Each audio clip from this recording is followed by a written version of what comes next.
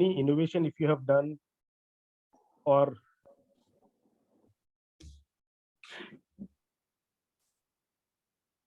we are going live now.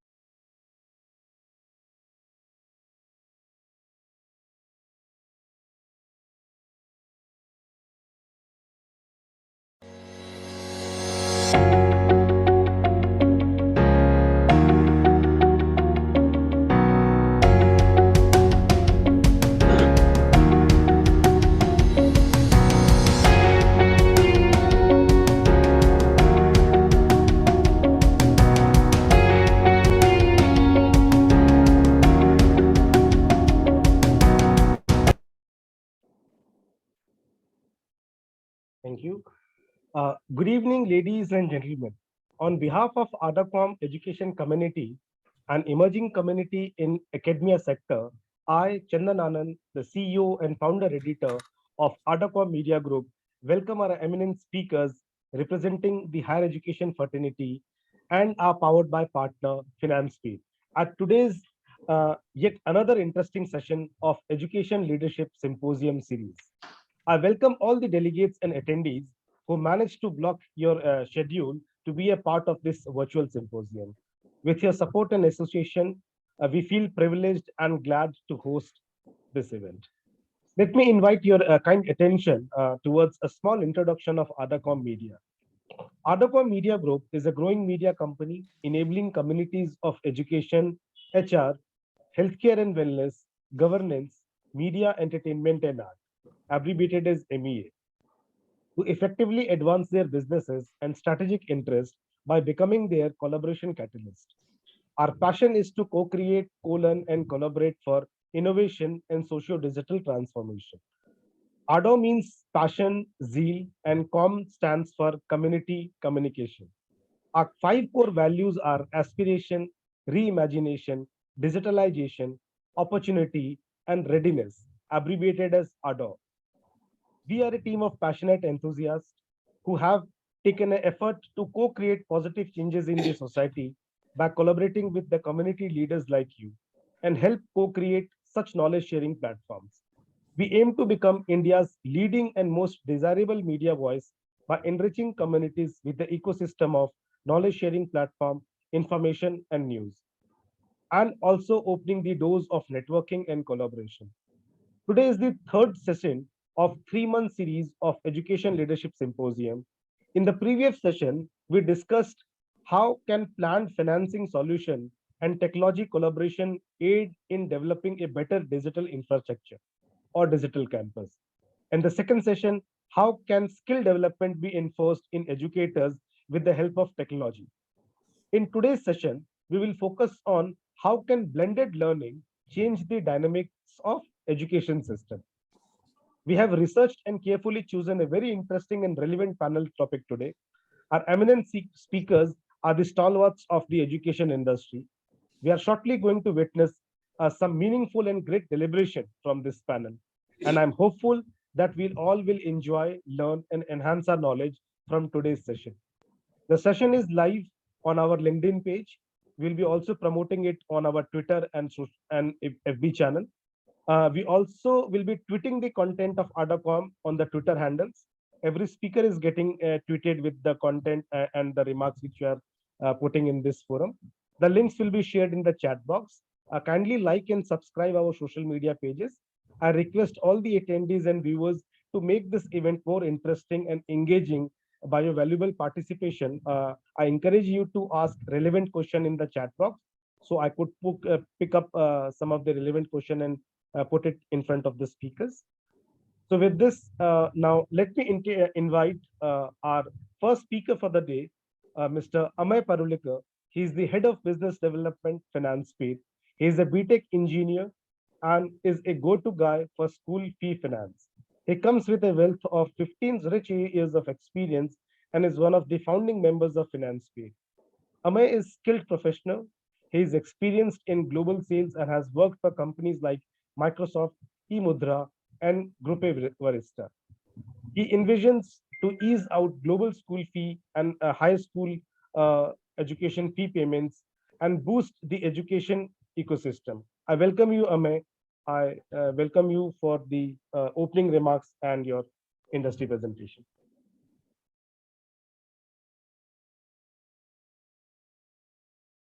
Thank you. Thank you for the very kind introduction, Chandan. So, just give me a second. I hope my screen is visible to everyone. Yes. Lovely, lovely. So, very good afternoon, everyone. My name is Amay, and I'm the head of sales at Financepeer.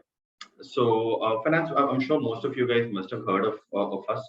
We are around since the last 5 years now, and we are India's safest, quickest, and by far the largest education fee financing company. I'm sure you also recognize the stalwart here. Mr. Rohit Sharma is one of the brand ambassadors at Financepeer and also one of our mentors. Now, I want to be very candid in going ahead and telling you about how we started off with Financepeer, how everything came by. So all of us are a group of friends. We all grew up in the same neighborhood. All of us went to school together. Me, Sunit, Rohit were in the same school. So one of the things that we had observed back then is, despite of being a part of one of the best schools in Mumbai, so our school back then in the year 2000 had everything right from a swimming pool to football courts, hockey turfs. In fact, the captain of the Indian hockey team was also was an alum of our school. And despite of all of these, our fees, us being a state board school, our fees were somewhere on the lines of 500 rupees. And today, all of us being in different parts of life. So Rohit was a banker in Singapore.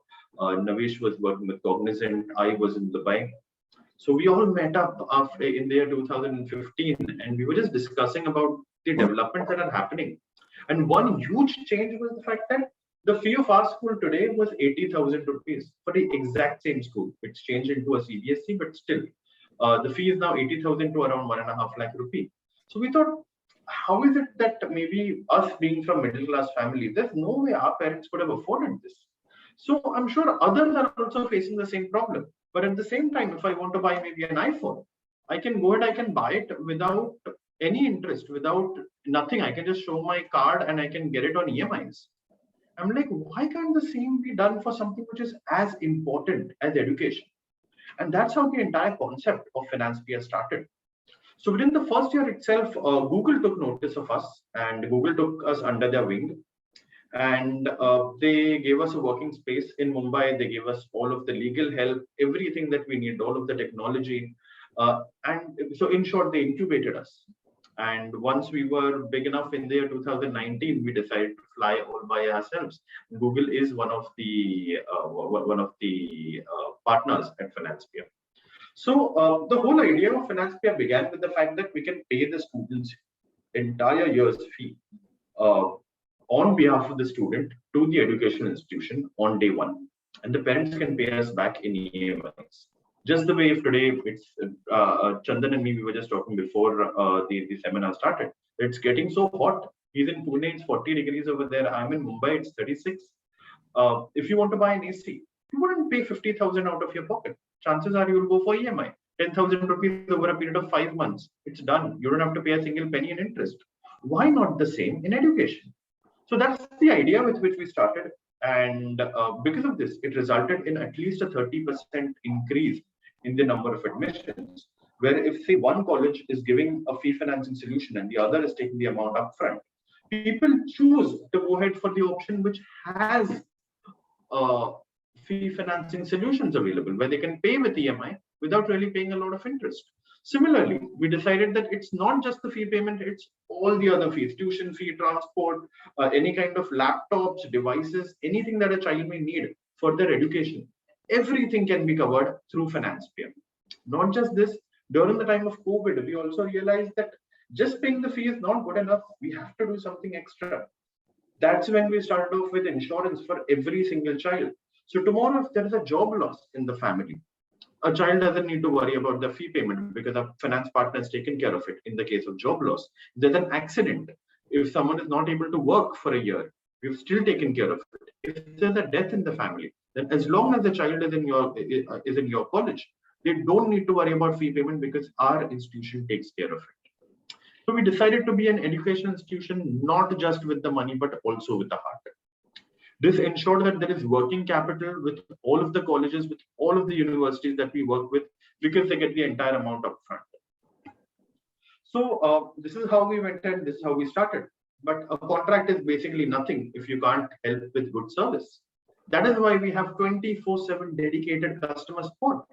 So tomorrow, if say your university or your college needs a certain requirement, even if they call us up at 10 o'clock at night, we can go ahead, we can help them with solutions at any hour that they may need.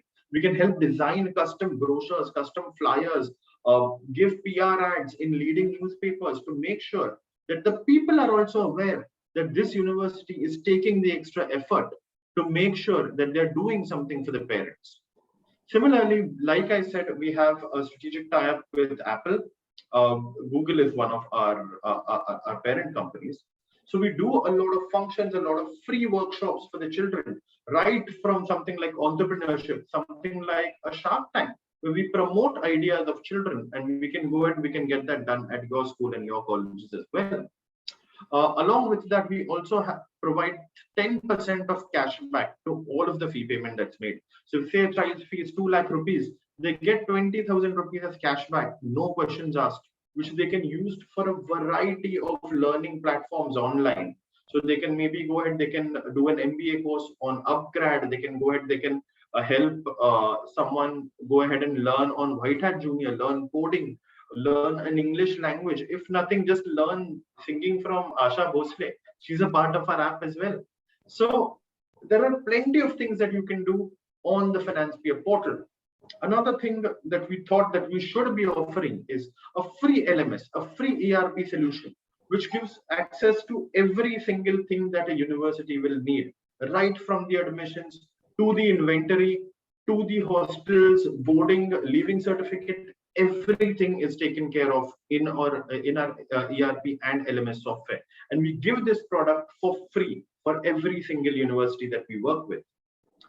We also give away Apple devices, Lenovo devices for interest-free EMIs. So if say a laptop was 50,000 on Amazon, your students can get it for 45,000, and that too in 12 easy monthly installments, no hidden charges, no other cost, just the cost divided by EMIs. It's that simple.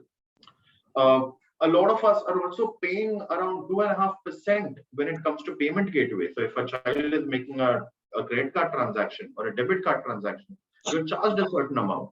Financepeer does that for you at a subsidized rate through our ERP platform. We also help children with a student card. We help them with study abroad and a lot more options. This is the reason why we are currently working with more than 11,000 educational institutions, and we have more than 2 million students who are paying their fees through Financepeer in more than 80 cities across the country. So that's a little bit from me about Financepeer. I hope everyone of you are aware. I'm more than happy to answer your questions as well on the chat box. And over to you, Chandan. I look forward to an enriching experience here. Yes, thanks, Amay. Thanks for this insightful information about how Financepeer is helping, and actually, you're making the process much easier and affordable. And also you are somewhere helping in lowering the digital divide between the urban and the rural areas, where people are still struggling to look for a subsidized payment gateway solutions, or the way you are giving the devices like much needed Apple and Lenovo in a subsidized rate, or maybe with an easy installment opportunities. These are a few important digital tools and support system where players like you come into a market and make our life much easier. So I would like that people, those who are interested by understanding your presentation, if they want to get more knowledge from you, they should approach ArdorComm. We'll help that leads pass on to you, so that you can help them with a better solution to them. So with this, let us move ahead with the session for the day. The theme for today's event is how can blended learning change the dynamics of the education system. And to have this discussion and deliberation, we have some esteemed speakers representing some finest institutions of the country. We have Dr. K. Sundaraman. He is the CEO of Sri Krishna Institute of Coimbatore. To introduce him, he's an academician and a leader in serving the fraternity of education for more than 49 years. He is the Chief Executive Officer of Sri Krishna Institution since 2015. He also served as the principal for more than 10 years at Sri Krishna Arts and Science College. Dr. Sundaraman is a strategic leader in sculpting the institutions from 611 students to 8,000 students, an influential leader in implementing the M-learning platform and other real-time learning methodologies. He was instrumental in transformation of the capstone matrix at unique practice in the examination assessment at Sri Krishna Arts and Science College. I welcome you, Dr. Sundaraman, in today's forum. Thank you for joining us. Let me introduce the next speaker now. He's Dr. Amit Banerjee. He's the Pro-Chancellor of SOA University, Shiksha Anusandhan. He is a two-time Vice Chancellor with a well-acknowledged history of working in education management industry. Professor Banerjee is a strong business development professional with a Bachelor's of Medicine and Bachelor of Surgery in Cardiothoracic Surgery with Maulana Azad Medical College in Associated Irvine and GB Pant Hospitals, New Delhi, India. He is skilled in team building, academic writing, management, healthcare management, and overall healthcare.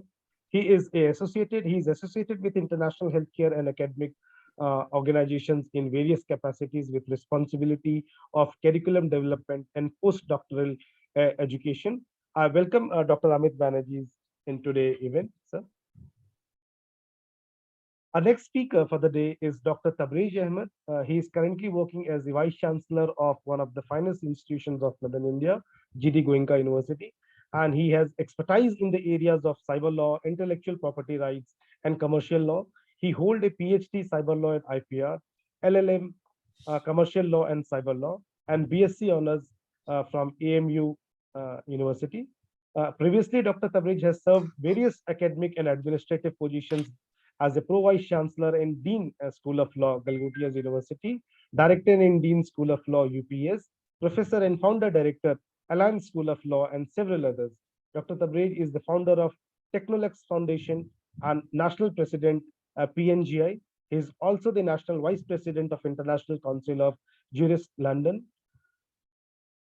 He has been associated with the National Bar Association and Mentor World Teen Parliament MPs of Glove World. He is an advisory panel of various academic and professional institutions of international repute. I welcome Dr. Tabrez in today's event. Our next speaker for the day is Dr. C.D. Naidu. He is presently the principal of VNRB GIET and professor with the Department of ECE, Hyderabad. He's obtained his BTech degree in Electronics and Communication Engineering from JNTUA College of Engineering, and MTech degree in Instrumentation and Control System from Sri Venkateswara University College of Engineering, Tirupati. He earned his PhD degree in Electronics and Communication in Engineering from JNTUH College of Engineering, Hyderabad. Dr. Naidu worked as a faculty of ECE Department of KSRM College of Engineering. Then he's also occupied the position of head ECE department for about 7 years, Dean Academics, Vice Principal for about 7 years, Chairman Academic Council, Member Secretary Governing Council in the same institution. Dr. Naidu has 30 rich years of experience in teaching, research and development, and has 24 technical publications to his credit. I welcome Dr. Tabriz Ahmed in today's event. Welcome, sir. So, going ahead with the session today, I will brief you about the concept of the blended learning. So, blended learning has become the new educational mantra. However, most educational institutions, including those in developed countries, are unfamiliar with the concept. Only by embracing technology, education can take next good step forward. With the educational institutions individually reopening post-pandemic, there is a huge transformation in the way students used to learn. This hybrid model of education or blended learning education is gradually emerging and being implemented everywhere now. Hence, we can say it is definitely the future. Blended learning is a cutting edge educational strategy that combines online learning with face to face interactions to provide tailored learning experiences. Even its architect could not have predicted the development of internet in the last decade. In addition, the accessibility of internet has greatly facilitated the ease of devices such as mobile phones and computers. We need a workforce that can adapt these latest technology developments as we transition from industrial era to the knowledge work era, and blended learning is the way to do that. To open the discussion, may I please invite our first speaker, Dr. K Ramasundaraman, the CEO of Sri Krishna Institution, for your opening remarks, sir. Thank you, Mr. Anand. I wish to speak on two aspects of blended learning. The first aspect of blended learning is when you start teaching in the classroom in the campus. When you start teaching in the classroom, you have to bring the world of knowledge inside the classroom, which is not possible physically, mentally, if a teacher is going to teach. The world of knowledge can bring inside the classroom only when the net is available, when web is available. From there, we can collate a lot of information and present it to the students. And the presentation will not be just a PowerPoint or voiceover or writing something on the board. It will be something like a multimedia presentation where the students can actually see what is happening. Many of the experiments, they can see what is happening. And even animations can be used inside the classroom. And we can use a lot of gadgets also inside. For example, for response, each student can be given a gadget. Each students can answer with the gadget. I have seen in one of the universities in US where the teacher asks some questions in the board, the student answers through a gadget, and only when 90% of the students gives a right answer, the students have understood that particular problem or not. If their students have not come up to the 90%, the teacher has to again teach the same aspect to the students. So that is a condition they always have in a blended learning. The second aspect of blended learning is bringing classroom outside the campus. How to bring a classroom outside the campus, which can work 24/7, all the 365 or 360 days in a year. I have been experimenting with blended learning for more than 15 years. And we have been somewhat successful in this. If you take up the first part, bringing the world of knowledge inside the classroom, we should have a smart board, we should have an LED projector, we should also have the internet connection, and there's an operating station for a teacher to operate, where a computer, everything has been kept. Like in most of the foreign universities and some of the leading Indian universities, there is a desk in which all gadgets will be kept. The teacher can operate all these gadgets. And also, the students are given a response gadget. The response gadget nowadays can be done in a mobile phone through a WhatsApp also. That also we can do. And the teacher should preload all the information before going to the class. In fact, most of the universities abroad, the teacher preload all the materials before the semester starts. So the student knows this hour, what is that the faculty is going to teach, what is expected of them, and what should they prepare before going inside the class. I have seen one of the universities abroad that when the faculty teaches, the student should answer the questions in the gadget, and only when 90% of the students answers a question correctly, the classroom door will open. Otherwise, the classroom door is always closed. Till you reach that 90%, you can't come out of the class. This is how these people are teaching. That is bringing a virtual classroom inside a classroom and a blended learning inside a classroom. And all multimedia presentation, etc. should be done.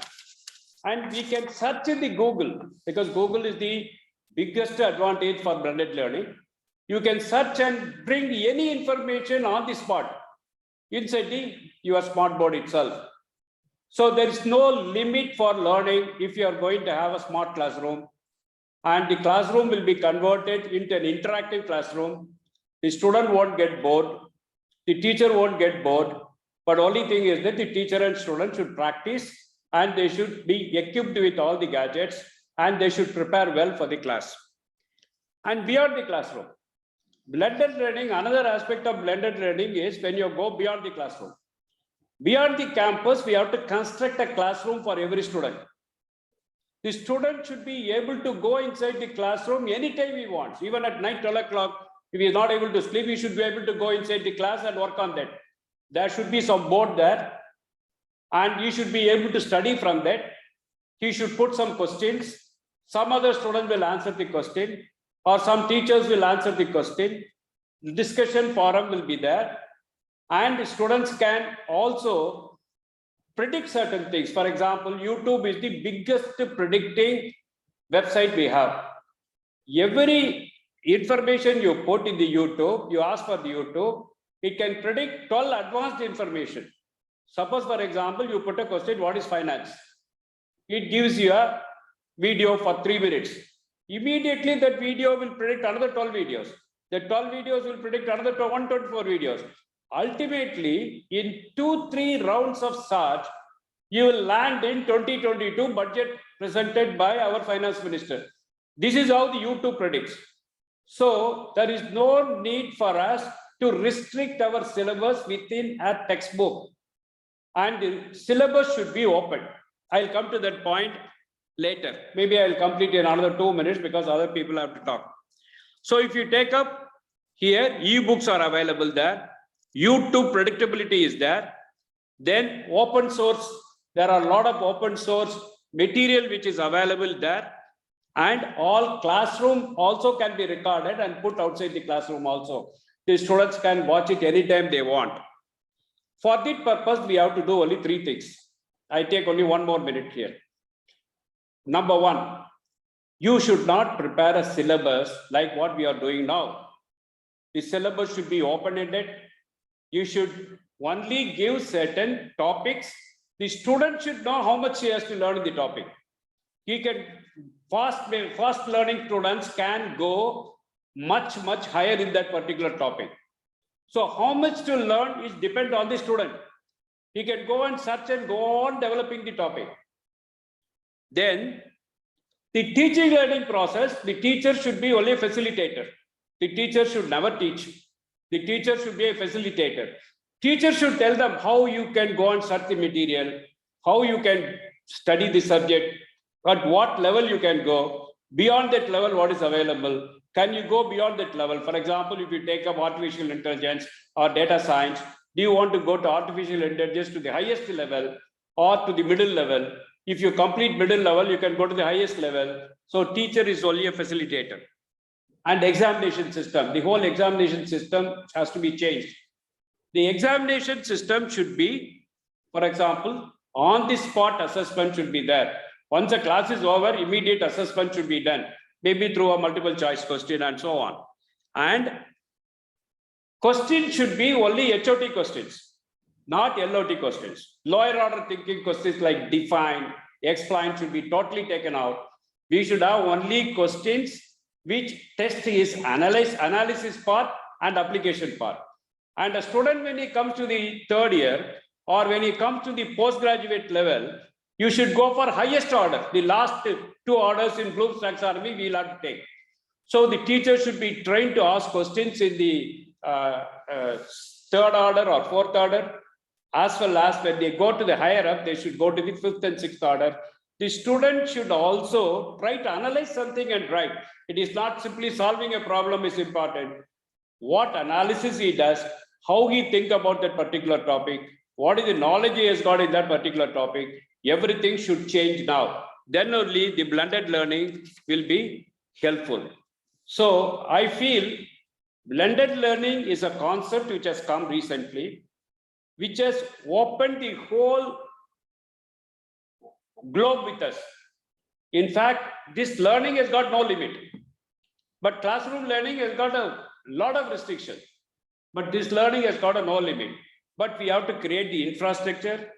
We have to create a curriculum for it. We have to develop the teachers for it. And the examination system has to be drastically changed. Then the students will get whatever they want. In fact, you can tailor make every student whatever he wants. He can study to his choice. This is my submission. Thank you. Great input, Sunaraman sir. In fact, the opening remark is a kind of you juice the entire session topic into your opening remark, and definitely in-depth dive is more required into this in this session. Let me come back to you again to know more about in detail about it. Now, may I please invite Dr. Amit Banerjee, the Pro Chancellor from SOA University, for your opening remarks, sir. Good afternoon. First of all, I may please be pardoned if I sound more like a student than a teacher while participating in this, because I have come here full of ignorance. But you know, Chandan's voice was so lovable on the telephone that I couldn't just say no to him. So my ignorance may please be taken in that spirit. And am I audible? Yes. Now, you know, when Chandan told me the topic, what hit me immediately was not the blended learning itself, but the second part of the topic, which was, you know, how does the blended learning change the dynamics of the teacher-student relationship? So, you know, I thought that is the pivotal issue around which we have to take up the discussion. So I've been traveling almost last 10 days. So, you know, whenever I was free, I was scratching my head and trying to find out, you know, what exactly, how we are supposed to look at this teacher-student dynamics. At the same time, you know, I met a cross-section of people, a lot of them students or researchers, and, you know, just try to get a hint about what is their perception of blended learning. So there's something that the National Education Policy 2020 emphasizes on, that is the indigenous knowledge system. Of course, they have said Indian knowledge system, but I call it indigenous knowledge system because though we always think that the oldest university we have is Nalanda, as a matter of fact, in the Indian subcontinent, there are older universities. And if we look at the entire Indian subcontinent, the knowledge system has been far, far more ancient than we can even imagine. To the extent that, let us say, Takshashila University, which is now near Rawalpindi in Pakistan. Takshashila University is said to be 700, you know, it's said to have been incepted in the year 700 BC, and some say even earlier than that. Then another university, which is also in, you know, currently in Pak-occupied Kashmir, is the Sharda University. Likewise, the other side in Bangladesh, we have got another very old university, that is the Simpura University, and then we have the Jagaldalpura University, and then we have Nalanda at Bihar.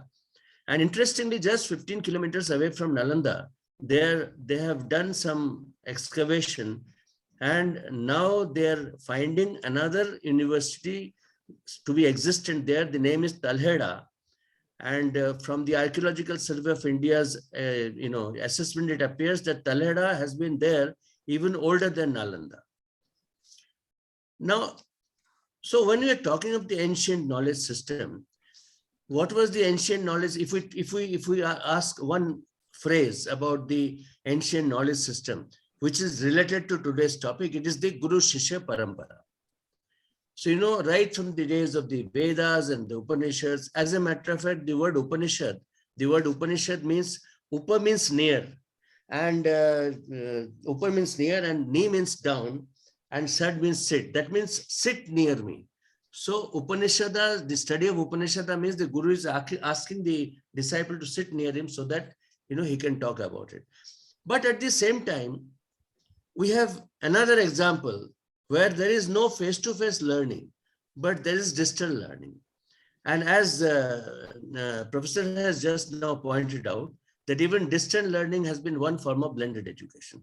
So what is the first example of distant learning we have in our scriptures or in our mythology? It is the story of Ekalavya. You see, Ekalavya learned his training in armory, his training in archery and everything, use of the weapons and other things from a distance while Guru Dronacharya was teaching Arjuna. So from a distance, Arjuna Ekalavya was able to learn. And when Guru Dronacharya actually assessed him, and he found that in no way was he less than in prowess, in accuracy, and in talent, and in competence, he was no less than his favorite disciple, Arjuna. So when Ekalavya offered to give him Guru Dakshina, what does the Guru ask for? He asked Ekalavya to chop off his thumb, because we all know that the thumb constitutes 50% of the hand's function. So the Guru, the distant teacher, made sure that this student does not work again. But if we come into modern times, if we look at the modern times, when we see, when the distant education actually evolved. But before that, this term blended learning, I think this term blended learning, it came into public domain, or it came into every household only during the COVID-19 endemic. But as Professor pointed out, it has been there for long. He has been known it since for the last 15 years or so.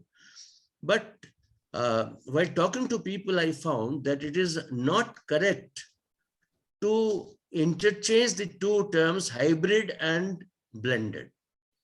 Hybrid courses, for example, when we do hybrid operations, in cardiac surgery, we sometimes do hybrid operations in which part of the operation is done by robots and part of the operation is done by surgeons. So the two combined together, that means, it is always 2 + 2 = 4. So the hybrid courses have to integrate the online teaching or online learning and the in-class teaching in such a way that they're complementary to each other. The online learning and the in-class instruction should be complementary. So as a result of that, the student is going to learn a whole package. Whereas when we talk of blended learning, it is actually an approach. It is an approach to the course design itself. There is no fixed course. The course design itself is variable, and it is an approach to the course design that brings together, it brings the best of both face-to-face and online strategies. The best of both. It is not completing both, but the best of both. And it aims to build from each approach to create an innovative and effective learning ecosystem for the students.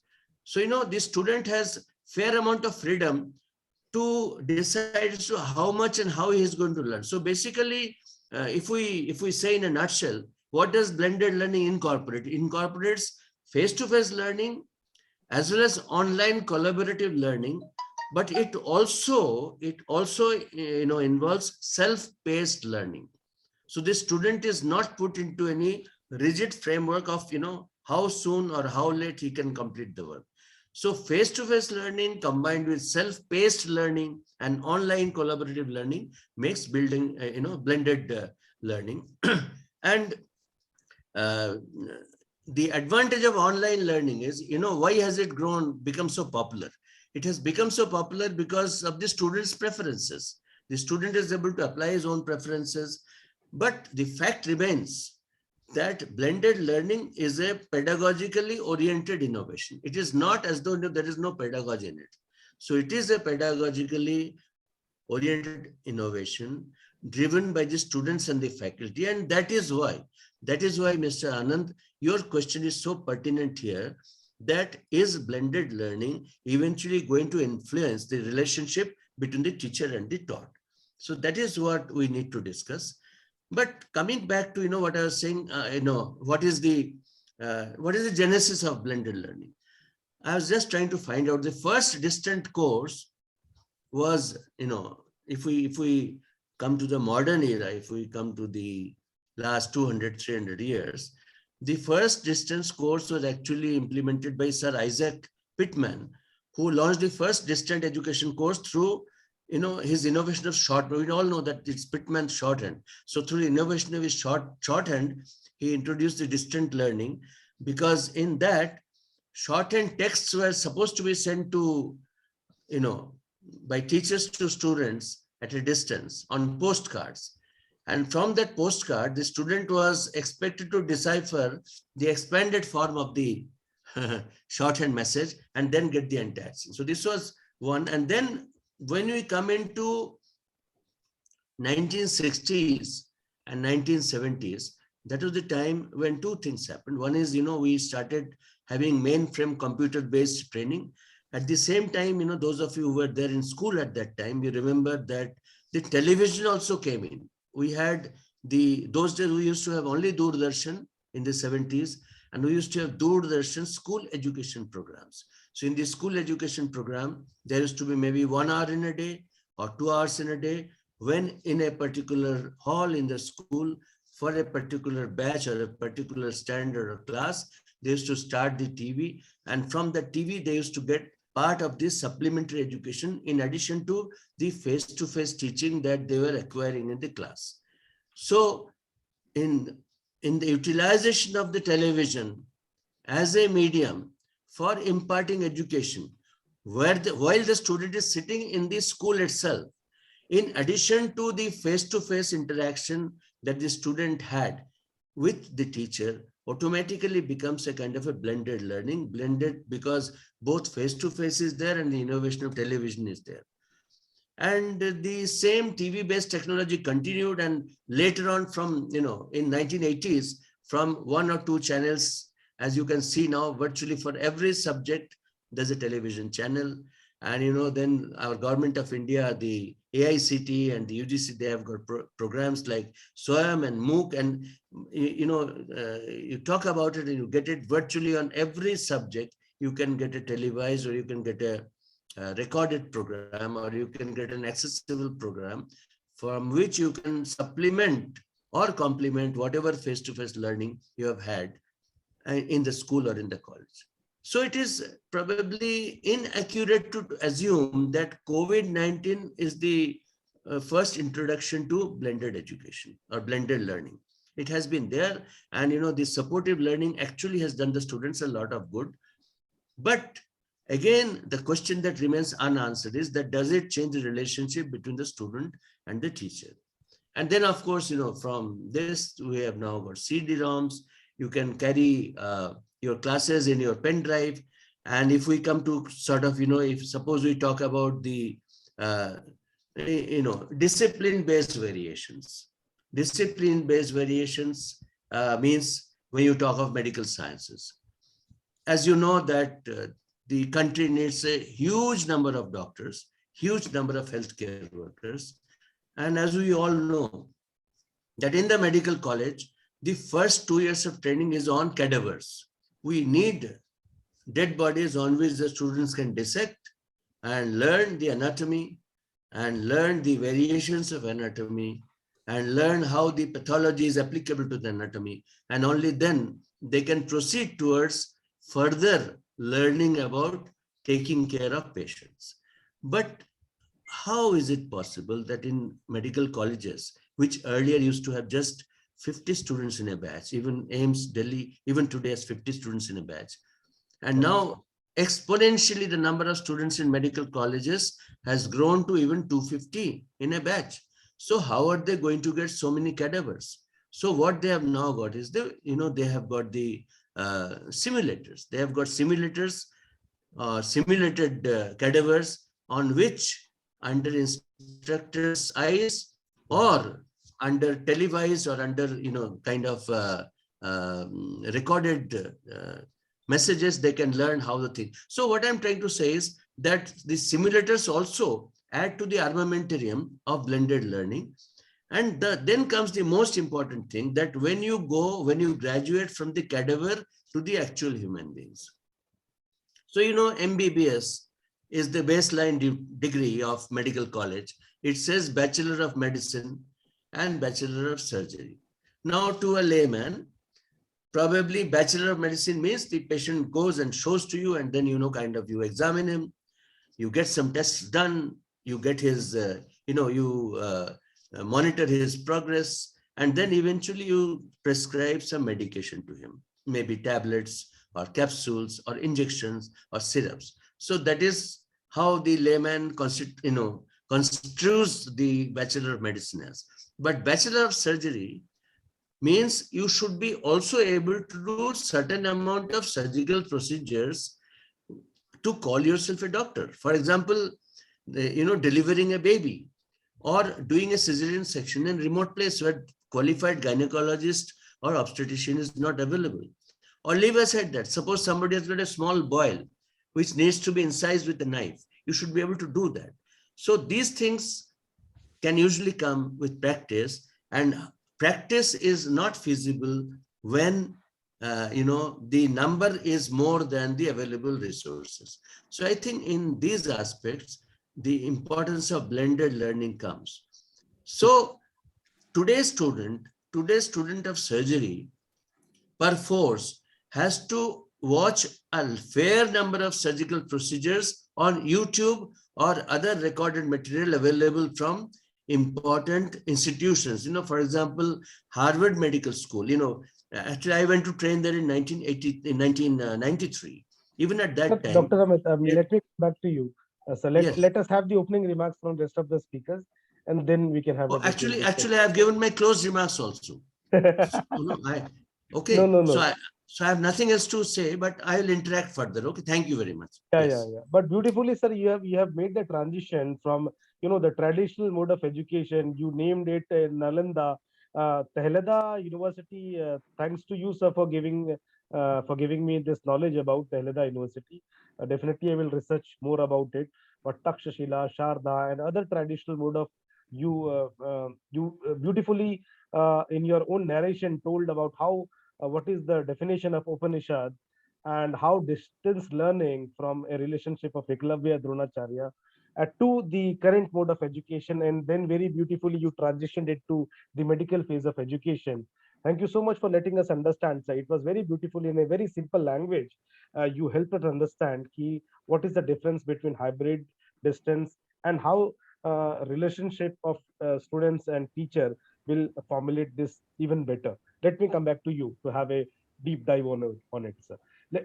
Now, may I please invite Dr. Tabrez Ahmed, he's the Vice Chancellor of GD Goenka University, so for your opening remarks. Thank you, Chandan, for inviting me for my thoughts on the very important area of the blended learning and how it is going to change the relation between the student and faculty.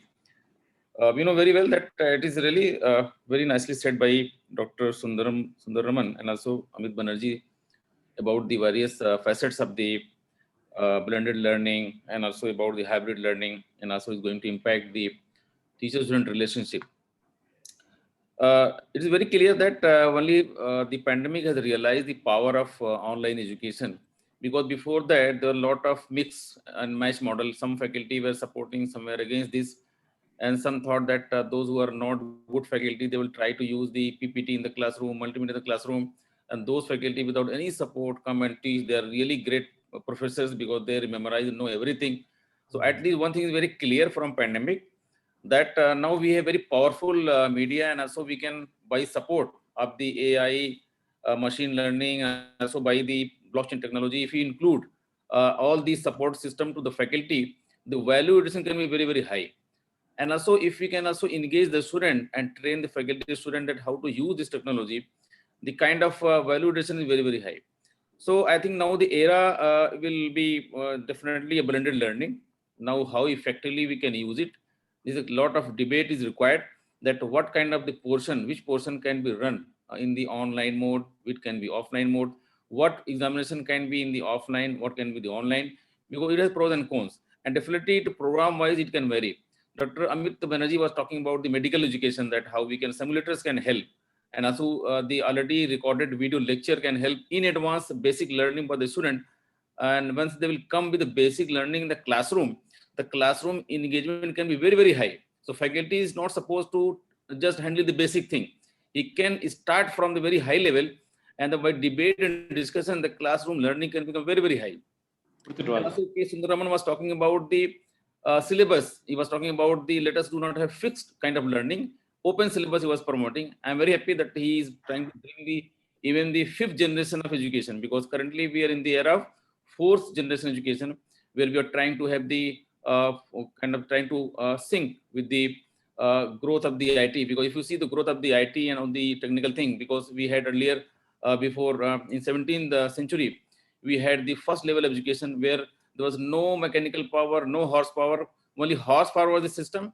And then the entire education model was totally just first level. You have to just teach that how mechanical horsepower can be used for creating any kind of energy system or any kind of mechanical system. Then we had the mechanical energy, then we had the electronics communication, then now we have the kind of we have telecommunication, now we have the internet technology, we have the online education, computer, internet, now we have AI.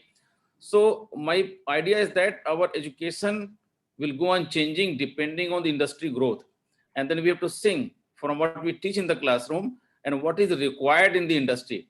Because if we prove really we can teach as per the market requirement, for example, we have to be producing the doctors who are really able to solve the current problem of the medical science, new disease. Now we have the new disease, coronavirus, now Omicron 2 is coming. So are we ready for that? So it is relevant to each discipline, whether legal discipline or maybe architecture or design or engineering. So we have to be very well in advance ready, because the way market is changing, each fields are growing. It is very challenging to always keep pace with the kind of syllabus in the classroom and teaching learning standards, and then trying to imbibe the required skill to the student that were well suited for the market. So they must have the employability skill. So because of the blended thing, now it is very easy for you to always very fast change. Now you are not supposed to teach them the basic core thing. They can easily learn, because already there are a lot of MOOCs are there, a lot of recorded lectures are there, lot of open source materials are there on the internet. They can learn the basic thing. It means that now faculty is supposed to focus on very, very new areas, emerging areas, and now they can make them how to do a research. Because in earlier days, you have to teach them everything. Now we are not supposed to teach. So that's why the role of the university, role of the faculty is very important, that how to frame the syllabus, how to frame the curriculum, what will be the course plan, that which portion should be run how, which can be taught physically in the by discussion mode, which can be taught by a competition mode, which can we have share kind of a problem, they can do a moot court, or they can do client counseling competitions. So this way, I think now the strong role is there in framing the curriculum, and that's why there are a lot of experiences required, that what can be the curriculum. For example, the UGC or BCI or any body can give you this basic syllabus, but you have to go beyond that. You have to go add in the course plan that what those portions can be further added as a blended model, and what can be then how it can be handled by the faculty and the student. Then the whole idea is that how to have add value in the system, and how you can going to evaluate. For example, right now, no need to you engage the entire faculty in the examination mode. We see only what happens in the established or maybe the traditional university system, that for 1 month, maybe in the month of May, June, entire system is engaged in the examination process. No teaching, learning happening. Everybody is busy in the examination. All faculty do 3 hours duty just to sit in the classroom, waste their time, and students are just go on writing. Why not then transform this evaluation model in the online mode, or we can have proctoring softwares. So this particular energy wastage, maybe 20% we are wasting in the process, can be utilized by using the kind of proctor software. We can have the maybe different models are there for having the examination modules we can do. And also regarding the attendance calculations, we do not require the faculty to engage. We have the now lot of good companies are coming, have the very good platforms where just you can go to the classroom by swiping the card or by the biometric system, attendance will calculate. It will be already kind of loaded on the system, and you can just see that who is very punctual, who is not punctual, who is engaging in the classroom. Chinese, they have developed software where they can, what they can do, simply they can put on the heads of the students sitting in the classroom, and they can check who are really engaged, who is not engaged, what percentage of engagement is there. And this way, they can find out which student is not engaging. Right now, he is out of the class and not learning anything. So my point is that by using lot of AI and proctoring softwares, biometric systems, evaluation softwares, AI, you can easily right now save a lot of time, and then the time wasted without any validation can be utilized in the research, because research is a focus area. The way problems are coming up, every faculty, university system, laboratory should be focusing a lot on finding out the solution of the problem. This way, the blended model will be a great value addition, and that's why the relation between the faculty student will be fast changing. Now they're not, the classroom is not only source of information, because the different source of information. Earlier days, if a student not in the classroom, he has missed everything. If the friends are not sharing the class notes, he has lost everything. But right now, classroom is not the only source of the information. He may be, if the faculty is not good, not well read, in fact, he will not feel coming in the classroom, because he'll feel that I'll be able to get better material on by engaging on the YouTube channels and other places. And that's why every day coming to the classroom is not required, because those portions which they can read by themselves, why they will come to the classroom, why we'll invite them to the classroom. So that's why a lot of analysis is required, lot of research is required to focus what can be taught in the classroom. We have to be very liberal, very fast in changing the syllabus, handling the curriculum, the way of teaching, and also evaluation process. If you can do, I think we can do wonders in raising the standards of the education system in the country. Thank you. Lovely. Great. Well narrated, Tabriz, sir. And what I liked about your speech was how to prevent everybody's time in the non-productive work into the productive work, better utilize their time into the research and development, which is much more needed, especially into the higher education, say higher education sector of the industry. So, and even when it's not required for a student to physically come and give attendance. So see, attendance definitely by saying the entire 40, 50 people name and marking his attendance physically, there are so much of technology which is now come up. Likewise, how to embrace the technology in each and every aspect, we could definitely save lot of time and energy. Uh, why to transport, why to come from even office to, say, from your respective homes to even colleges, when this kind of blended mode of education and hybrid mode of education can transform your life. So definitely much analysis, much in-depth research is needed over there, and I'm sure when academic leaders like you and institutions like you make this effort, it will definitely be a path for other institutions to follow and replicate the same. Thank you so much for your remarks, sir. Thank you. Now, may I please invite Dr. C.D. Naidu ji. He's the principal of VNR Vignana Jyoti Institute of Engineering and Technology, one of the very prestigious institution of Secunderabad from Telangana. Dr. Naidu. Good afternoon to everyone, learner speakers on this forum on blended learning. So thanks to you for giving opportunity on this occasion. So I briefly dealt about 2-3 things quickly. So first of all, what is blended learning? Blended learning is a combination of classroom learning plus online learning. We are calling it as blended learning. So blended learning made accessibility to e-learning resources in the larger context of particularly during pandemic. We started learning blended learning those things. Blended learning ensured learner is engaged continuously. Blended learning helps the need of individual learner. So blended learning learning requirements basically identify resources and learner-centered activities, provide resources and announce activities in the LMS, scaffolding and support on the for the learners, identification of learning gaps and feedback, and also testing. So blended learning have many number of models like flipped classroom, face-to-face. Flipped classroom basically more interaction in the classroom than we used to do before pandemic. We teach more in the class and ask them to work in the home. So whereas if you teach less in the class and work in the classroom, and they can learn and come back to the classroom from home. And also face-to-face, as usual, we know it. Rotational is again, students can rotate between online and offline learning based on their requirement.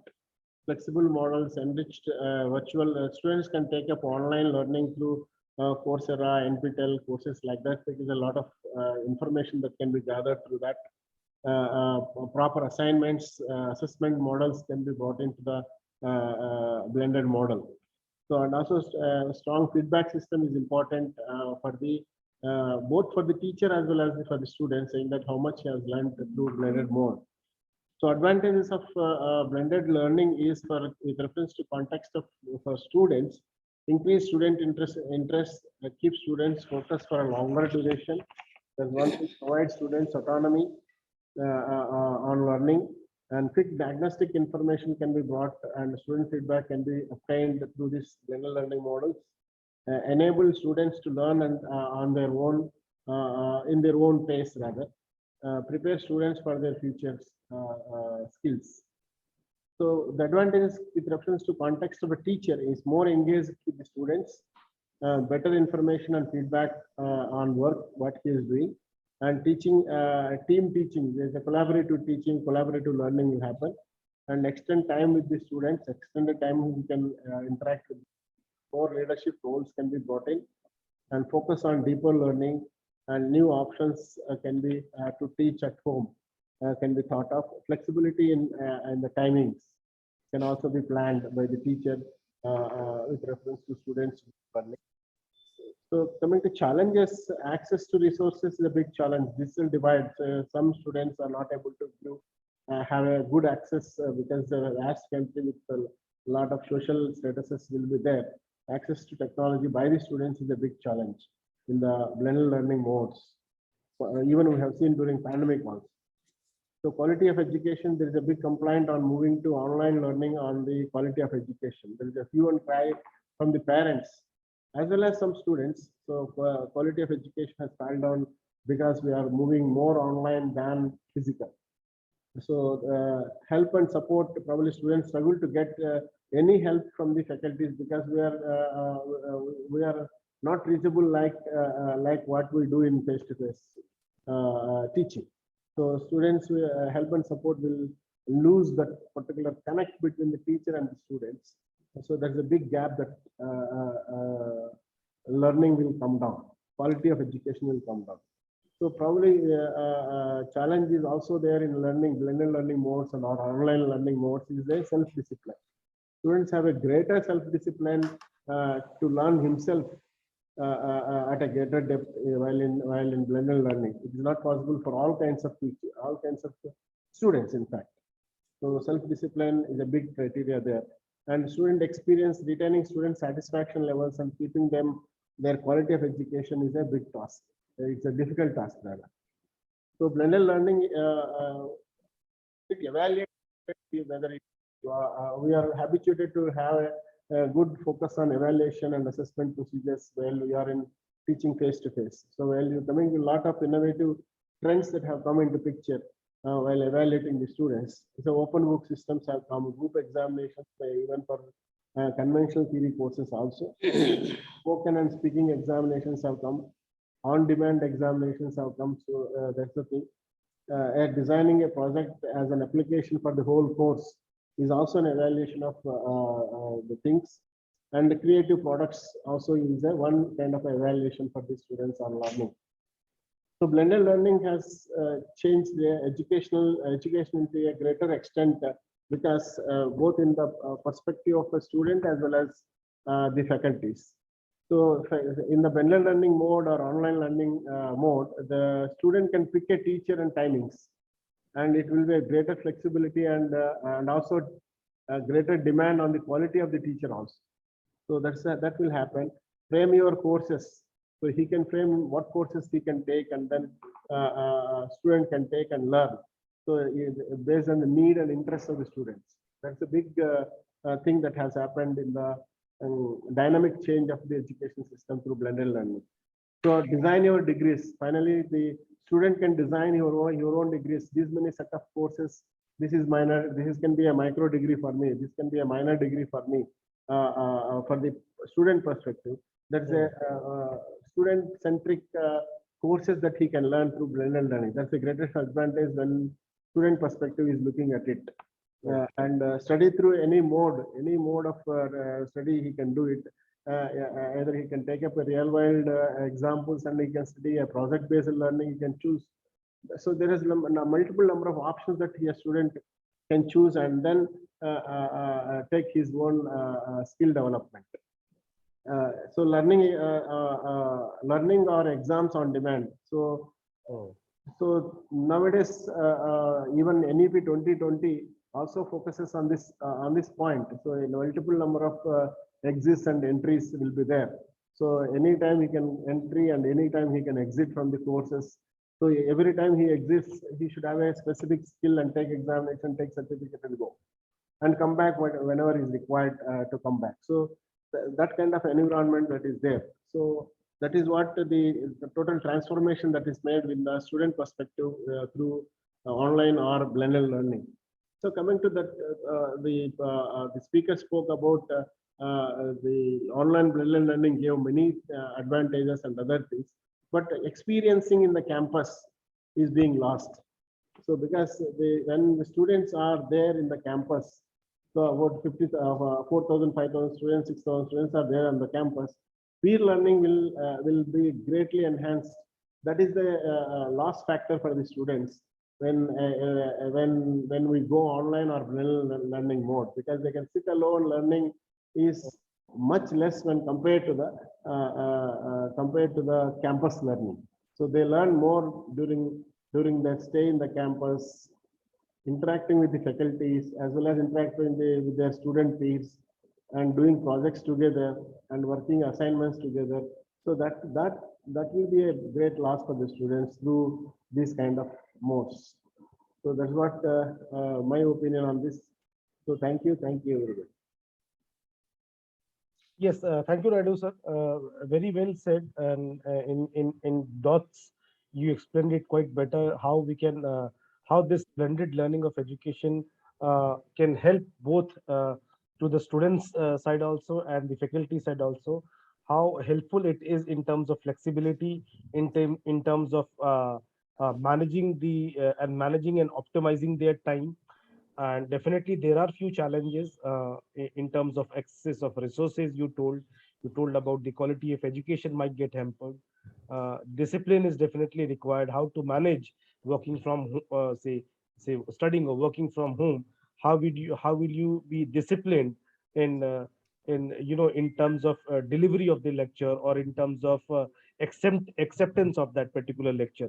But definitely in terms of the benefits which you told, or the opportunities which you told, is online on demand examination, framing your own course, selection of your own time, selection of your own faculty, designing your own degree are definitely some of the important elements which definitely should given an emphasis on. So let us try this mode of education to experience this digital and hybrid model of education. Thank you so much, Naidu sir. Now, I would like to invite Dr. K. Sundaramanan sir, again with your expertise and knowledge into the way you have experienced yourself for more than decades into hybrid education.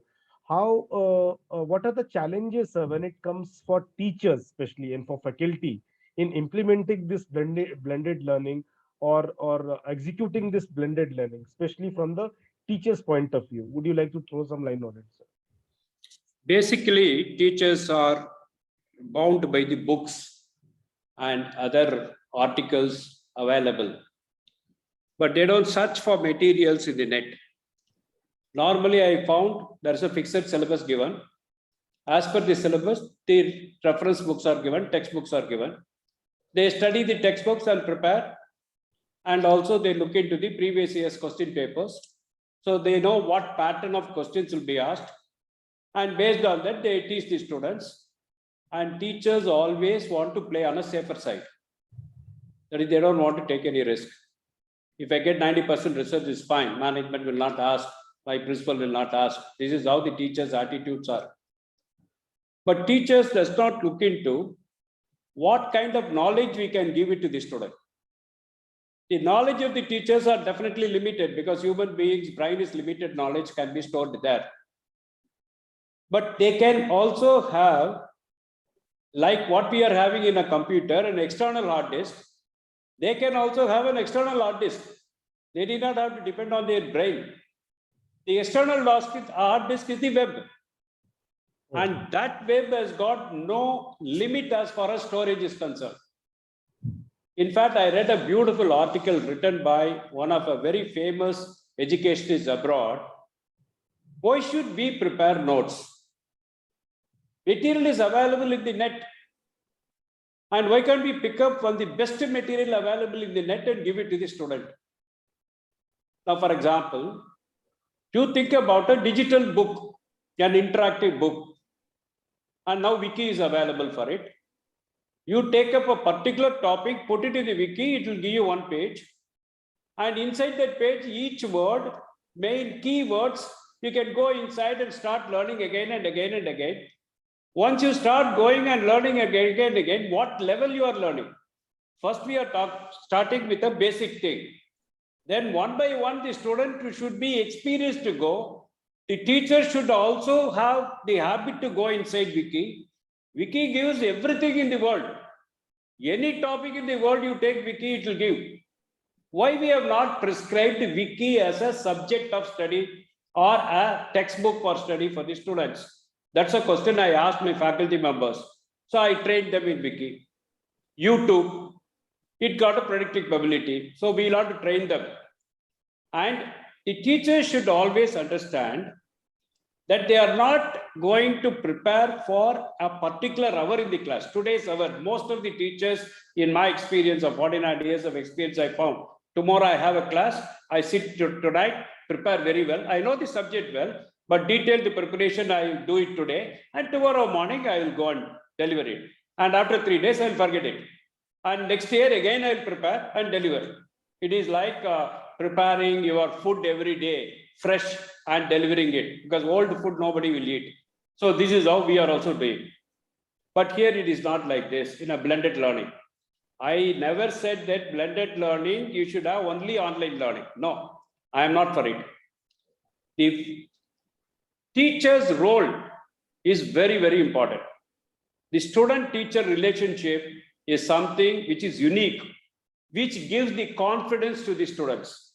In pandemic for 2 years, in fact, once pandemic started, we started because we have 5 colleges, we have 1,000 faculty. And all the 1,000 faculty for 1 month, we have been training. How to go? Because only one college was doing online, blended mode. Other colleges are only classroom teaching. So all the colleges, we went for online and blended mode. So we'll have to train them. We have to create an SOP. What is that you have to deliver? Many people think that you go to Google Classroom, speak for 1 hour, it's blended learning. It is not like this. There are so many tools you have to use. Now, for example, you have to use a compiler. You have to use a calculator. For income tax, you have to use a calculator. You can use a blackboard. You can use a whiteboard. And one more most important thing is you can judge how much a student studies. For example, we created one software by which when a student goes inside a classroom, outside the classroom, goes inside the net, inside the classroom, start learning a topic, it records. Okay, this student for this topic is studied for 40 minutes. So we could able to see some students take 80 minutes for completing the topic. Some students take 30 minutes for completing the topic. And when we see the results and correlate both, we are able to see this fellow is a fast learner, this fellow is an average learner. So we should give more importance to him and we should encourage him. We should give more training to him and we should also bring him to a fast learner level.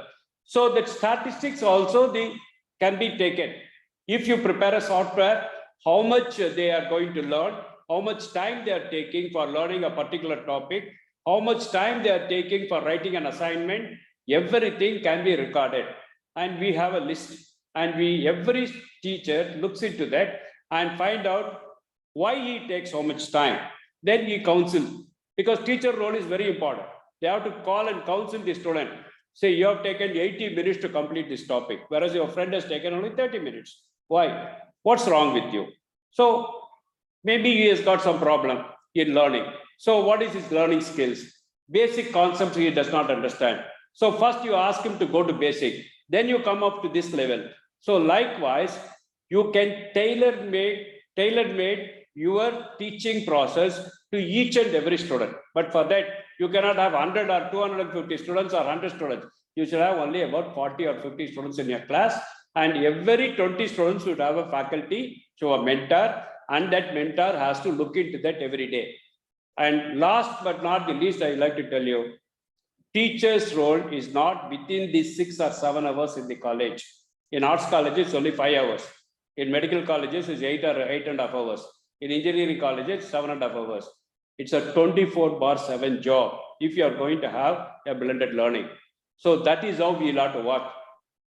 We only when you work like this, then you can impart knowledge to the student.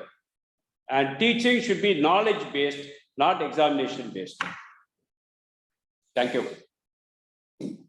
Great insights, sir. Thank you so much for this information. And definitely, it is one should learn, and we should, and the leaders like we should practice this. That this is not blended. In fact, not only blended learning side. The current days education where we are teaching online, nothing is no 6 to 9 hours working now. It is definitely more than that. And sometimes it is 24/7. People, they keep on coming, and that has. I think that has more strengthened the relation of teachers and students more, sir, in this kind of environment. The way it was earlier, it has strengthened the relation more. They are accessible quite often and quite easily nowadays, because they are most of the talk is happening through WhatsApp. Most of the companies are running on WhatsApp.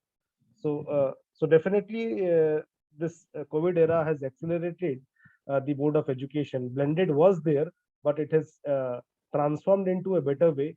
And gradually from 4.2, we are traveling towards 5.2. Let us initiate this in a speedy way. Thank you so much for your insightful talk, sir. Now, may I please invite Dr. Amit Banerjee. I would like to ask you, sir, if you want to throw some more light on this, or if you want to give your points on how do blended learning or hybrid learning help students and teachers. At the outset, I would like to thank you for giving me access to 3 excellent teachers today, Professor Sundararaman, and then Professor Naidu and Professor Tabrez Ahmed. My Guru Namaskar to all 3 of you. I have learned so much from each one of you. We are not Guru, we're just sharing our thoughts. So thank you very much for. If you want to disown me as a student, that is my bad luck. Now, coming to, Chandan, I'll say it in a different way. I'll say it from my own perspective. Maybe I will not be able to specifically answer your question, but what I feel is that in this scenario of blended learning, particularly what has been thrown up by the last 2 years of pandemic, is a big opportunity for each one of, I am now 72, but I cannot profess to be a teacher for the students unless I'm absolutely in tune with whatever is happening in the technical scenario. And who can teach me the best? If I go to my own peers, either they will be unaware, but they will not accept it, or they'll be jealous, they will not teach me. So the best teacher for me is my student. So actually, I feel that today's scenario, particularly that of blended learning, is going to tremendously improve the bonding between the students and the teachers. And as Professor Sundararaman pointed out, that a teacher's job is 24/7. So, what, I'll tell you actually what I do. I actually walk into the students' hostel at, now I'm pro-chancellor, so I'm now based in Delhi. I have other work to do. But till I was vice chancellor, I used to walk into the students' hostel rooms, have a chat with them, and maybe go and join them for dinner. And then I would ask them, yaar, ye batao, ye kaise karte hain? You know, YouTube Premium kaise karte hain? Or something like that, about which they were aware. Or, you know, I asked them, how do you make the app? Can you teach me the... So like that, I do not say I have learned, but I can tell you I have learned how much I do not know. I think that itself is a very, very big news for me, that I still know that I can die as a student. I think that's the biggest lesson I have got out of this. And therefore, I feel, to answer the basic tenet of your discussion today, this blended learning will do three things. First, the student knows the teacher is not breathing down his neck.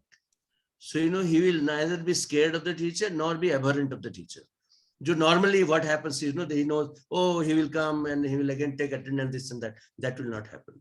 The second thing is that if he approaches me once in a while for a solution, and if I am available to him with the solution, or if I am candid enough, honest enough to tell him that I do not have the solution, but I want 2 hours to give him the solution. So that is going to actually endear me to him. So eventually I feel the student-teacher relationship is going to further improve in the era of the blended learning. So with that, thank you very much for this opportunity. And once again, I thank all my teachers. I've learned so much from you. God bless. Thank you. And Thank you, sir. So you have always been very humble, very polite, and in a very sweet way, you quickly say so many important and valuable things. What I learned from you today is that I would also like to die as a student, and learning will never stop in my life. And that is how we should, you know, advocate the same kind of policy to everybody. Thank you so much for this important statement you made, sir. I would now like to invite Dr. Tabrej Ahmed, sir. If would you like to highlight on the same thing, how it is affecting teachers, as in like if when you've experienced, or how blended learning helps students and teachers relationships? Yeah, actually, what I said earlier, that in fact the pandemic has realized the power and importance of the online media and blended learning. Now the big challenge when we have shifted from the offline to online, the big challenge was that the student and faculty training. At that time, there was challenge that how they're going to utilize this particular platform to have the maximum benefits, because very few universities were having trained faculty and student who got the benefit. And we are one of the lucky universities because we already had very established the infrastructure in terms of the online media and all. We don't have problem to switch over from offline to online. But there are a lot of universities where there was no system and processes, and they have to start utilizing the online model, online classes. Faculty were not trained, students were not trained. So one of the training aspect is very important for both, that how to utilize maximum benefits from the online offline mode, because somewhere also it is a matter of the attitude. There are a lot of faculty who never, mostly those who are old faculty, they're not have some kind of resistance to switch over, and always have a lot of negative aspect about the online model, blended learning and all. So that's why a lot of cultural change is required. Then also we have to train, strongly build a culture about the utilization of the online model for student and faculty. And also that relationship is very important, because if you see in the offline mode, you are able to really maintain very good eye contact, a good relation with the student. And also you can really observe everybody, that who is growing, who is not growing. But if you talk about the online mode, we have seen the real challenges. Student will be intentionally switch off their kind of video, and they will do something else. Again, they will join. So a kind of, for faculty, is very challenging to engage all the students for learning process and always test that who is learning, who is not learning. So that's why kind of the engaging the student is a big challenge. That is very easy in the offline mode. But in the blended model, unless students are highly motivated and encouraged to participate in the learning process, we are not able to make them learn. That's why this faculty should be very, very kind of value addition should be there from faculty side. They have to properly engage with them, and unless until they will have a lot of value addition, they will not join the classes. So for me, what I understand, that for faculty is a big challenge right now, because engaging physically is easy, but engaging online is very, very challenging. And that's why they should also learn the art of engaging in the online mode. They should know how to use the online model, how to use a lot of platforms, kind of how they can use the multimedia in the classroom, how they can use the online journal in the teaching learning process. Because earlier we used to go to library and waste a lot of time. If you talk about the legal education, to search a case, you have to go and find the AIR. Then searching was taking a lot of time. Then you xerox the case, then circulate in the classroom. But right now, because of the remote access software, simply you just send the WhatsApp, this case is required. This is the link. Everybody can go and find the case. They can also share the particular portion can be cited for the case. And then also they can find out by AI whether if you cite this case, whether the particular judge will be giving judgment in your favor or not. Even you can also do analysis that particular judge for these kind of cases, what is the chance for in your favor. So this is the kind of support by AI you can utilize for research purposes. So you can save a lot of time you were wasting earlier in the offline mode, but we are using the online journals, using the remote access softwares, using the AI for research purposes. Lot of time can be saved, but this must be properly implemented, properly culture should be created, faculty should be trained. Then we will be able to utilize the real power of online model. Thank you. Right. Thank you so much for those inputs, sir. Dr. C.D. Naidu, sir, I would like to understand from you what are the challenges for the students in terms of in the mode of hybrid or blended learning, or what are the positive aspects of blended learning and the negative aspects for blended learning in terms of students? Blended learning is useful when you take a student perspective. Yes, so for the skill development in large numbers. So and skill development, if they take up for advanced technologies like AML, and then cyber security, IoT, data science. So these are the new areas where a student needs to has to jump in and learn from the traditional courses that we have in. So that in that case where this kind of a blended learning can happen, because world-class faculty is available for this, they can go and learn through this blended learning mode where faculty anchoring can be done here in the campus and learn advanced learning modes, learning technologies through the online platforms. So that, as you know, so in the faculty perspective as well as student perspective, this will be the advantage where they can enhance their skills in the advanced technology, because these are all the new emerging technologies that nobody is there to come and teach right across. So everybody has to learn. So student perspective, this will be the advantage where he can register in many Coursera and NPTEL courses and any other Khan Academy. You can choose, in fact. You can choose the teacher, you can choose the course of the technology and learn. That will be the greatest benefit that in this mode of online learning or blended learning modes that student can derive. So that's the best part of it. And faculty also is getting benefited to learn, apprise themselves, learning new technologies on this through these platforms. So the best part of blended learning. So you being an engineering institute, Naidu sir, will it in what ways definitely will it help the students? Will hybrid or blended learning really help or can transform the traditional mode of learning, especially for the engineering students? Yes. Because in these current scenarios, so we are also using these online platforms or blended learning platforms where we conduct examinations and learning can happen in other platform. And also our teachers will be there for those moderating the students learning, and they can be into a credit course. So if they study and then write examination, pass, it will be a credit course. So and even minor degree and honors degree being offered, additional 20 credits that they can do apart from their regular credits of 160 credits, whatever they do, such that they get a 4-year degree in a basic engineering course. So any enhanced learning like minor degree in AML, minor degree in cyber security, minor degree in IoT. So these kind of a platforms that students are using, and we are giving credit for those certain specified courses, defined courses through the academic council approves.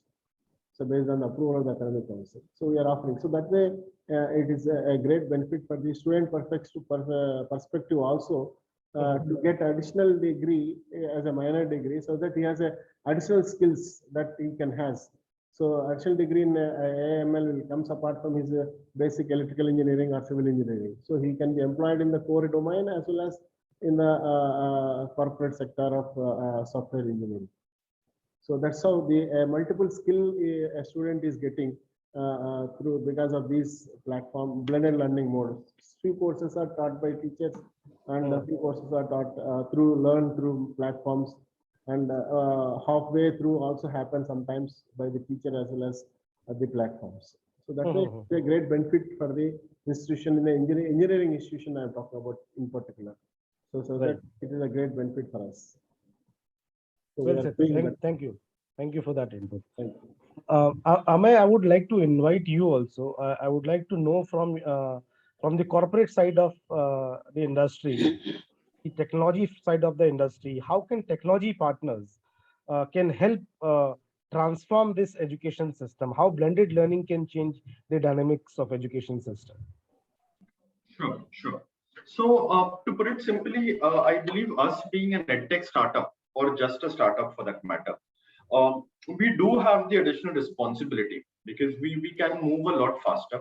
We can go ahead. We are pretty well connected with most of the new companies which are providing all kind of technological solutions. So in that case, yes, we do go ahead and we do try to re-innovate ourselves. We do try to give a little bit more than what conventional education systems offer. Like if you take, for instance, I believe because we are talking about the pandemic, right, and we are talking about blending learning, there is no mincing of words here. It's accelerated because of the pandemic, because students were at home for a majority of the last 2 years. There was no other alternative for us to go ahead and work anything else out. Like when I was in school, when I was in college, one of my weak points was physics, because I couldn't really, you can't really see velocity, you can't see momentum, you can't see inertia, Newton's law of motion. You just have to maybe figure it out, right? You need to imagine those things. And that is something that probably I was very weak at.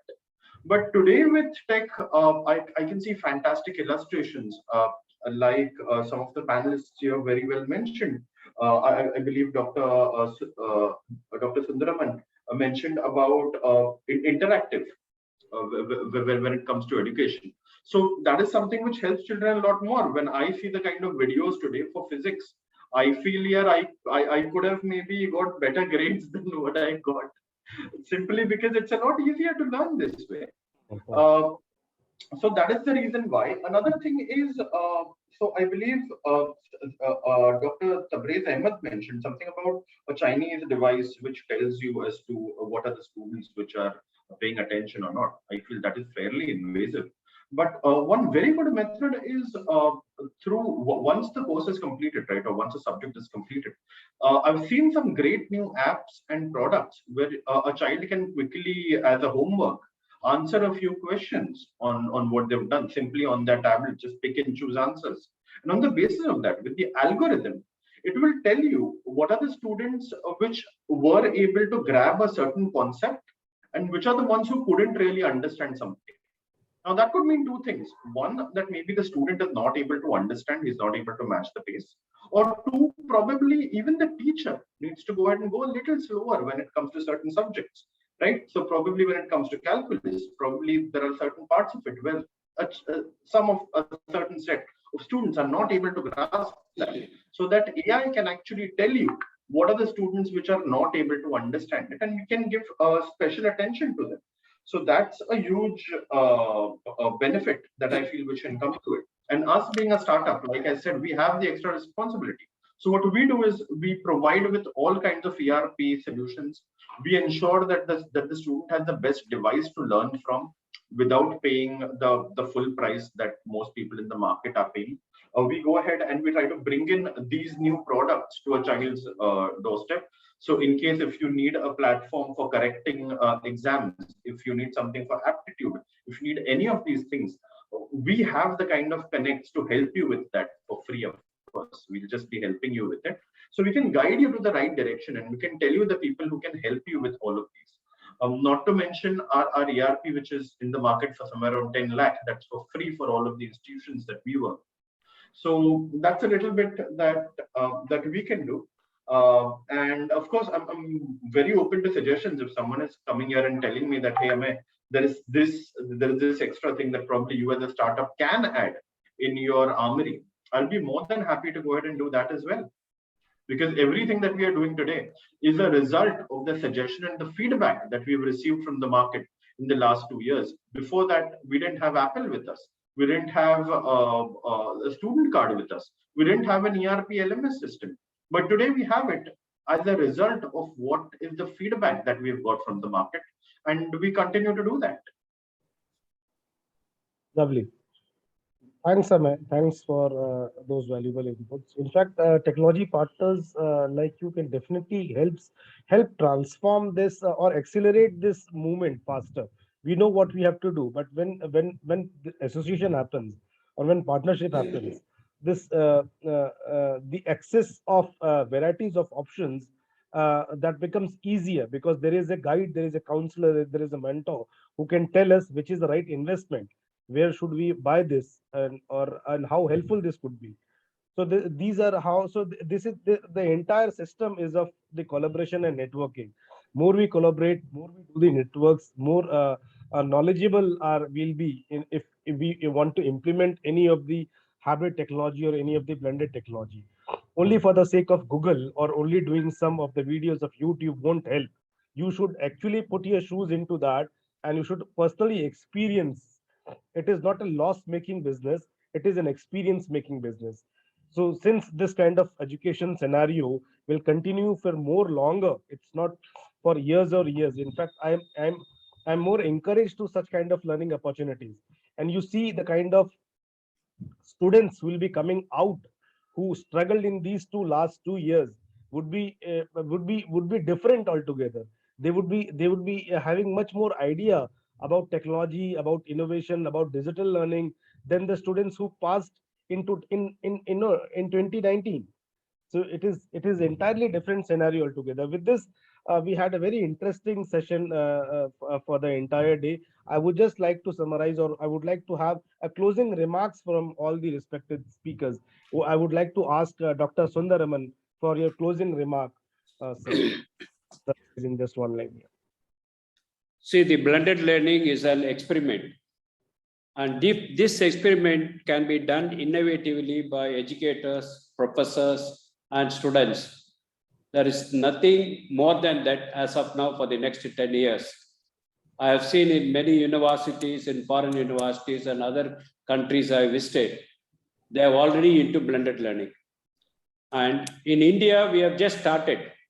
And the time will come that we have to have the blended learning so that the more knowledge can be acquired. The students can be equipped very well when compared to traditional type of learning. Thank you. Great, thank you, sir.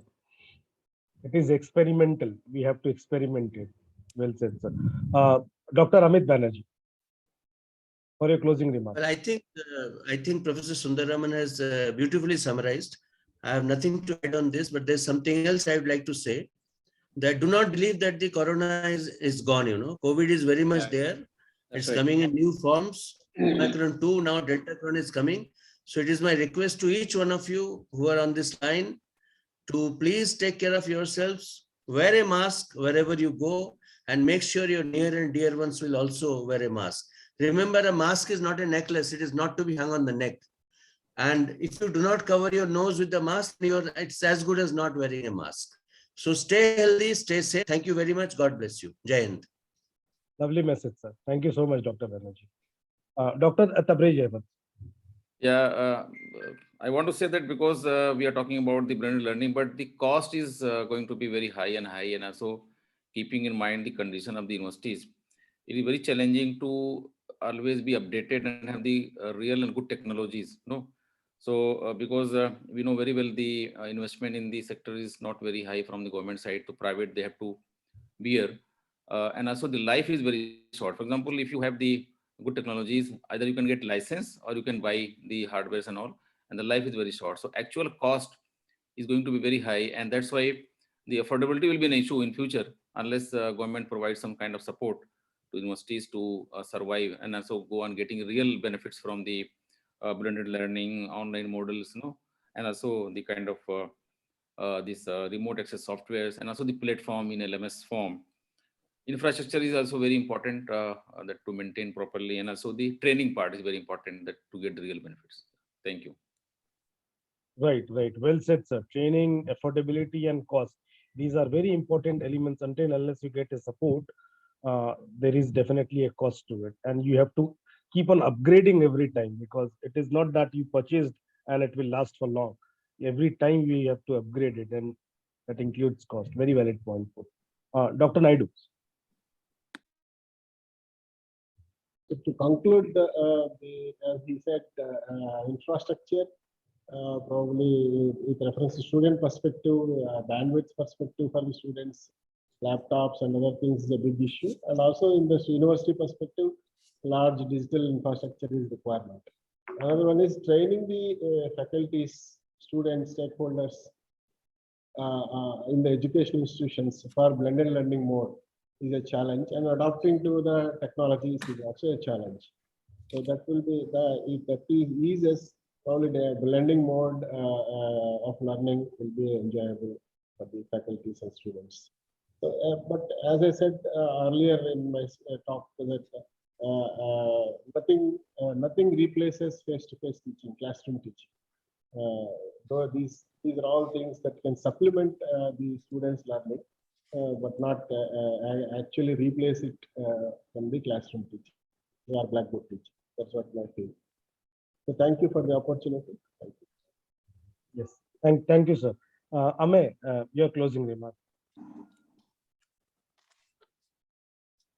Yeah, so it's just fantastic to hear from all of the panelists over here, and I'm sure me, like everyone here else, is going back home a little bit smarter and a little bit more informed. So yes, I would like to thank everyone for the inputs, for the wonderful ideas which were shared. And if any one of you guys need any kind of help in the fee financing solutions, in the technological solutions that we provide, I'll be more than happy to directly connect with you. Thank you.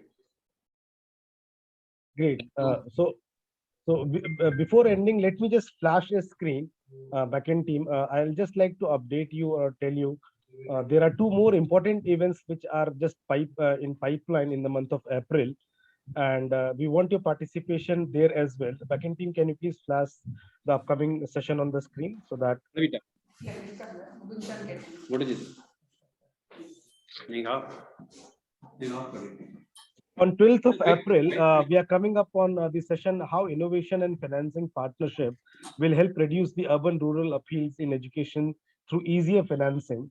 And on 26th April, we'll be talking on in what ways AI, ML, and student-centric technologies are enabling institutions to track access and record the teaching learning progress.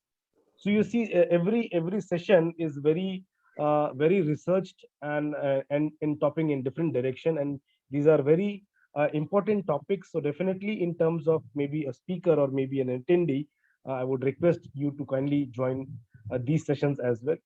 So with this, thank you everybody for making this event a successful event. At ArdorComm Media, we aim to become India's leading and most desirable media voice, as we told, by enriching community with the ecosystem of knowledge sharing platform, information and news. And with this, we are opening doors of networking and collaboration. We hope that you all have enjoyed and learned these valuable insights from this interesting and meaningful deliberation. We thank all our eminent speakers today for contributing their valuable time and insightful speech over here. I thank Financepeer for supporting ArdorComm in making this, in framing this event. And we are very thankful to all the teachers, academicians, students who have joined as this event as an attendees. We truly appreciate your time with us. So kindly follow all the social media handles of ArdorComm to be updated with the latest news and the upcoming happenings in the education sector. And these are the two upcoming events which are planned in our schedule. I thank you all the speakers for the day, Dr. Sundaraman sir, Dr. Amit Banerjee, Dr. Tabrij Ahmed, Dr. Naidu, Dr. Amey, Mr. Amey Parmiter. Thank you so much for joining. And then for the opportunity, it was a great experience. Thank you. Thank you, sir. So stay safe, stay in positive environment, and namaste. And so before just leaving, Thank you let me everyone for a wonderful time. let me do a small honor, sir. I would be like to present you a certificate as a gratitude and token of thanks for the kind of work which you are doing in.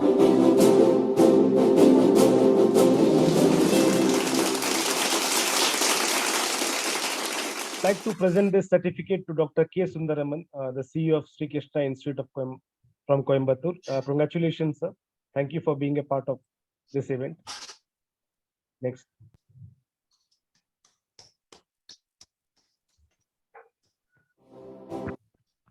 This goes to Dr. Amit Banerjee, Pro Chancellor from SOA University, Bhubaneswar. Congratulations, sir. Thank you. Thank you.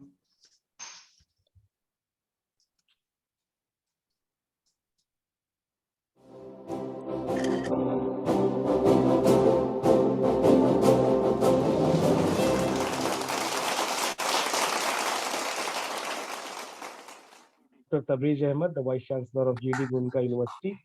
Thank you, sir, for joining us and making an impact to the education community at large. Thank you. Thank you, Chandan.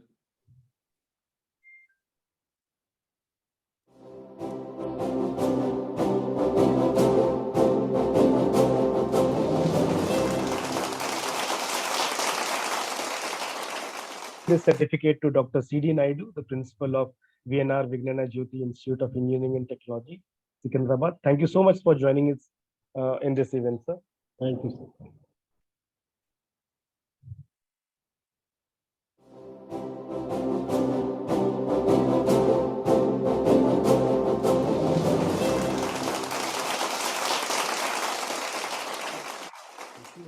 Questions to Mr. Amay Parulekar, head of business development Financepeer. Thank you, Amay.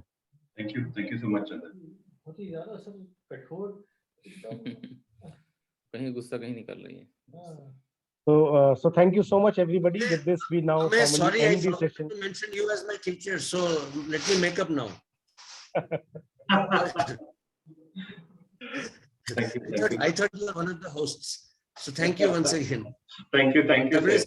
It's a real pleasure. Wonderful meeting. It's a pleasure, Doctor. Thank you.